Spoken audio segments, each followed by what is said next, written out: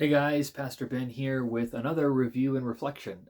Today I want to talk about David Day's book, An Encyclopedia of Tolkien, the history and mythology that inspired Tolkien's world. I spend a lot of time on this channel talking about the books I'm reading.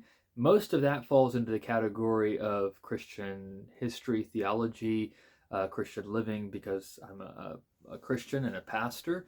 But I try to read, broadly. So you'll see things of history, you'll see things in literature, different things like that. And one of the things that I am definitely interested in is Tolkien and his world. You can actually see a number of my Tolkien books over here on this shelf, and this is the latest addition to that collection. My wife gave this to me for Christmas, and I was very excited to receive it. I'd never seen this particular volume, but David Day, the author, has been putting out kind of companion books to Tolkien's mythology for many decades at this point. Um, he has produced a lot of kind of reference books, in a sense, for those who are interested in Tolkien. So his books are trying to pull together, generally speaking, the kind of world that Tolkien has created. And so I've seen some of those books in the past. I found them helpful. They're kind of, summaries of, who the different characters are, what the different storylines are. But this book is really something special. It's something very different. First off, I just have to comment on it physically. It is just a beautiful volume. It's kind of got a faux leather cover. It's very nice feel to it.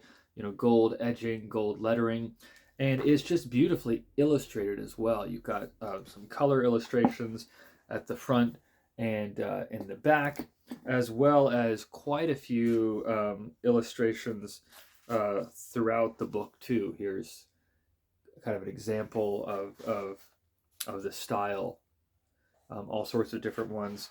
I really like these illustrations, I have to say.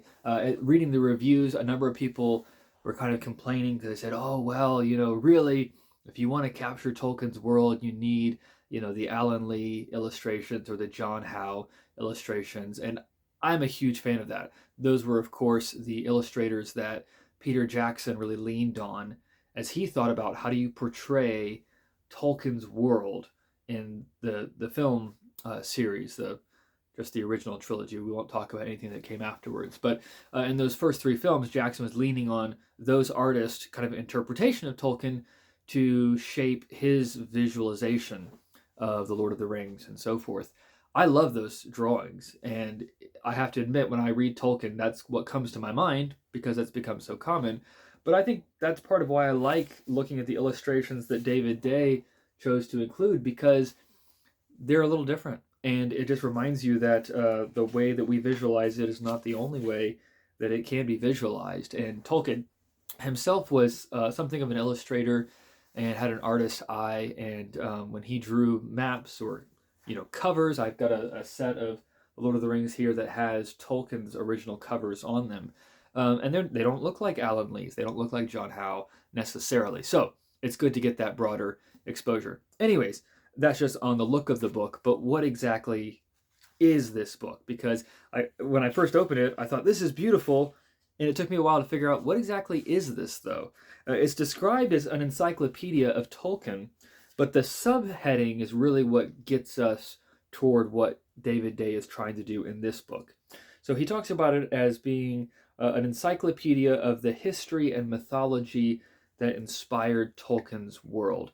So what Day is doing in this book is not so much orienting us to the world of Tolkien as much as he is saying, okay, here's the world that Tolkien created. Here's the mythology that he developed. But where did Tolkien get some of these ideas from? Where is he echoing themes or characters or whatever that is popping up in the history of Western literature, Western history itself, biblical theology, the classic Norse and Scandinavian and Germanic mythology in which he himself was so steeped. And many of us will have heard it said that what Tolkien was trying to do was to kind of give to England its own mythology, right? To give it something that would rival Greco-Roman mythology or Egyptian mythology or something like that for his own people, for his own place. And so David Day is kind of tracing those influences down through the ages. Now, what does that look like? Well, for example, I just, flipping up through, it's an alphabetical, encyclopedia. And so he will have entries on um, different characters in Tolkien's, mythology. So there will be, something about Frodo. There'll be something about Gandalf. All these characters, the Maiar and the Valar, and all of these characters. But also, just flipping right to the very first page, he's got a very extensive entry on Aeneas, the protagonist of Virgil's great poem, the Aeneid, and it's a very interesting entry. He's basically tracing out the kind of echoes of Aeneas's story that Tolkien weaves into his account of Arendelle the mariner, and showing us how there are connection points between those two stories. Flipping over a few more pages, he has an entry on Alcuin of York, the medieval scholar, who was an advisor to Charlemagne, king of the Franks. Again, those of you who are church history nerds will probably know of Alcuin, but I had never thought about him in connection with Tolkien. But Day draws out that there are all sorts of connections between Alcuin of York and Gandalf in terms of the role they play, and between Charlemagne and Aragorn, kind of rebuilding, reuniting the kingdoms, establishing the Holy Roman Empire. That's what Charlemagne was doing. Well, that's kind of what Aragorn is doing with the Dunedain and the kingdoms of Gondor and so forth. So it goes on and on and on, where he's drawing the connections. That's what this whole book is about. It's about drawing out the connections between literature, history, theology, and mythology with the world of Tolkien. Now, he has a very good kind of introduction at the beginning where he says, we can't know exactly, we can't draw a straight line and say, oh, Tolkien was copying this or he was thinking about that. In fact, Tolkien himself, in his essay on fairy stories, very famous essay, talks about how the way that all mythology and kind of folk culture develops is like a pot of soup, right? Where all this different stuff is getting thrown in there over time. And he said it's not always easy nor even advisable to try to kind of parse it back out. And so Day actually, cites that part of the famous essay and says, he's not trying to kind of parse this back out. But what he's doing is putting us as modern readers in touch with the world and the setting and the stories and the characters and the themes that Tolkien was shaped by in his own life and in his own studies. And it's very enriching. Something that I think makes this book valuable then is that for those who have not had the same education that Tolkien had or read the same things that he's read, it helps you to see that Tolkien doesn't just appear out of nowhere, and he's not making up all this stuff for the first time. There's often a deeper, richer layer to what he's doing, and if you like Tolkien, there's a whole world of history, theology, literature, and mythology that is available but often ignored, often overlooked. So for those who are interested in Tolkien and who have a love for history and theology and literature and all these things, this book would be really interesting to kind of just look through and take off your shelf and read an entry, because it'll help you to just spark your own imagination to see connections between all these different things that Tolkien is doing in his world and that you find in other places. It's also very useful for those who like Tolkien but want to know, where did he draw inspiration from? And that could either just be to know, what are other good stories to read, what are other characters or things to study, or especially if you're someone who's interested in writing, right? A lot of people have read Tolkien and they want to write their own fantasy. They want to develop their own world. So maybe you're doing that in the form of a novel or epic poem. Maybe you're doing that. I'm going to show my nerd side here. Maybe you're a GM or a DM for an RPG session. You're trying to come up with stories. Well, where should you look for inspiration? Something like David Day's book here would be a good place to go, because it's going to give you a lot of that, those connections, and spark a lot of imagination, and also help you to see where you should read or study more if you want to be able to be more like Tolkien, drinking from the same wells that he was drinking from. So I found it to be a very interesting book. Again, the bulk of it is an encyclopedia, of course.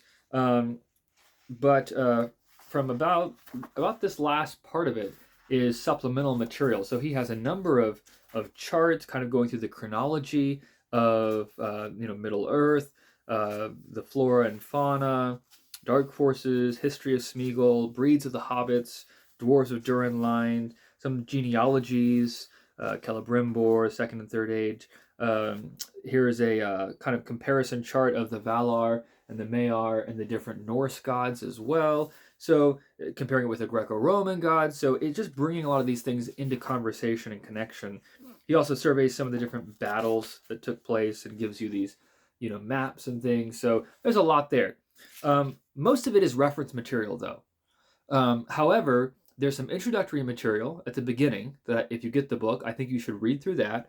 And then I think you should also read, there's about 50 pages here at the end, I think, where Day walks us through the three primary ring legends. So you may have wondered, where did Tolkien get this idea of the rings of power and the One Ring and so forth being so central? Well, he's not making it up. It's actually coming from a long genealogy of stories. So the most famous of this, perhaps, is the ancient Norse tale of the Volsunga saga. This has been around for at least 1,000 years, and many people think that the version we have is really summarizing and compilating stories that had been around for hundreds of years before that. So it's a very ancient tale. I read the Volsunga saga years ago, but didn't have any context for it. So reading this was very interesting. Basically what Day does is he kind of gives a 10 to 15 page summary of each of these different mythologies, each of these different stories, and then he has one final chapter where he talks about Tolkien's ring story and how there are differences and similarities and so forth. He also goes through the famous story of the Nibelungenlied, which is the German version of this, development of it, which a lot of us, if we've had exposure to it, it would be through Wagner's famous opera Ring Cycles. And Day talks about that, also talks about some of the history of Wagner, and there's a complexity there which historians and such will be aware of. But anyways, very interesting, just as a kind of case study of how you can trace that connective tissue. And I think what helped me, just kind of reading through that material, looking through the book, was to be reminded again of two things. Number one, how rich our heritage is in the West. Global cultures all have their own literature, all have their own history. There's a lot of depth and richness to that. And ultimately, as humans made in the image of God, there's transcendent aspects to that, right? Where I can step into and appreciate Asian cultures, African cultures, South American, whatever, and they can step into, Western culture and appreciate that. So we don't want to be too divided up about that on the one hand. On the other hand, it is good to appreciate the unique things that have developed, in your own soil, as it were. And this book is just a wonderful pulling together of the history, literature, and mythology of Western culture.